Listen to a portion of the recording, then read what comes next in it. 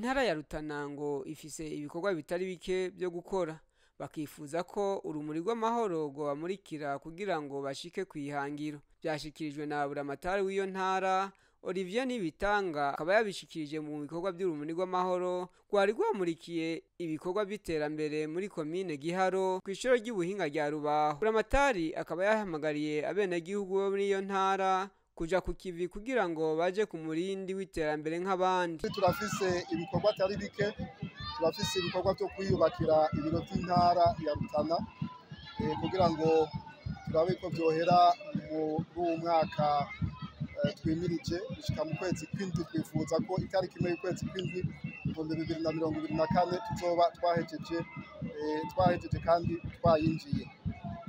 Hariho rero n'ibindi bikorwa bimwe bimwe byo kwisanurira amashure no kwiyubakira amashure, n'ibikorwa bimwe bimwe byo kubaka ibitaro bitoyi byo mu makomine, eka n'ibikorwa byo kwisanurira amabarabara.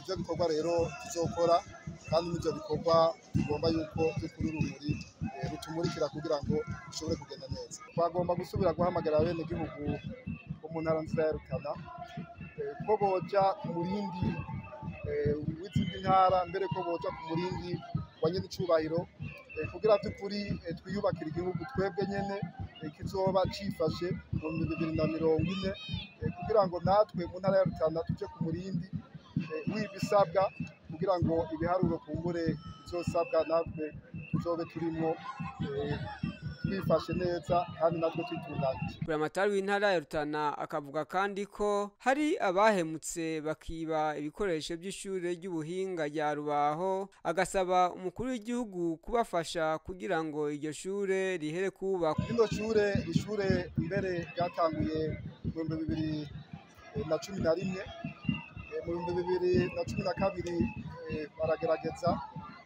hanyuma biranga gatoyi kuko harabaye ibibazo novuga by'abahemutse baratwara ibikoresho, hanyuma kandi ibaza ibyerekeye amategeko byarakoze. Rero twagiye turagira ibibazo nk'ibyo, aho hariho abahemutse bakifata nabi mu bikoresho byaboneka, ariko twabamenyesha yuko kuva mu kwezi k'umunani twace dutangura bino bikorwa. Ubu twaba tubigejeje ku rugero rwiza. Ni ibikorwa turiko turanafatanya mbere no kwiyubakira intara, tukaca tubifatanya n'ibi bikorwa, tukifuza navyo nyene yuko bihera vuba. Naco gituma twagomba no gusubira gusaba nyen'icubahiro mukuru w'igihugu, ndazi neza ko rino shure arizi, asubire adufate mu mugongo kugira ngo turiteze imbere rihere. Urabona yuko twahejeje igipande kimwe, twahejeje uruhande rumwe, tugomba guheza ururundi. Turabemereye abazodufasha yuko ibyo bazodufasha tuzobirinda imbeba abantu, kuko byagiye biraba.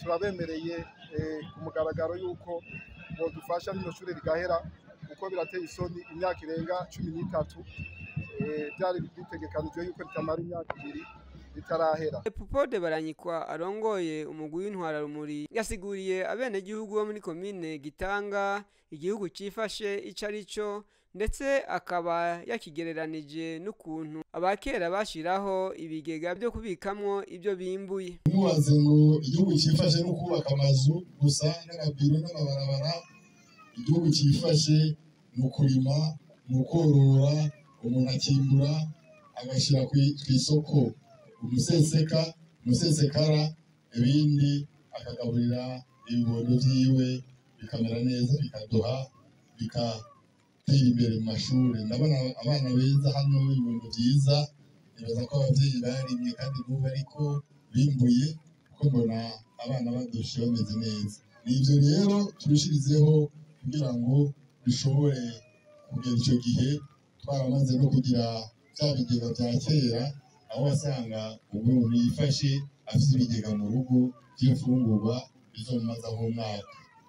Mwomenya ko urumuri rw'amahoro ruvuye muri komine Giharo rwamurikiye ibikorwa by'iterambere muri komine Gitanga ku mutumba Kinzanza aho hakozwe ibikorwa byo gusasa isima ku nyubako y'umutumba wa Kinzanza. Urumuri rw'amahoro rukaba rwasozereye ibikorwa byago kuri uyu wa 13 Munyonyo ku mugwa mukuru w'intara ya Rutana aho hakorewe naho nyene ibikorwa byo kwegereza umusenyi ku nyubako igeretse y'iyo ntara kugira ngo bazowukoreshe mu gutera amakaro kuri iyo nyubako.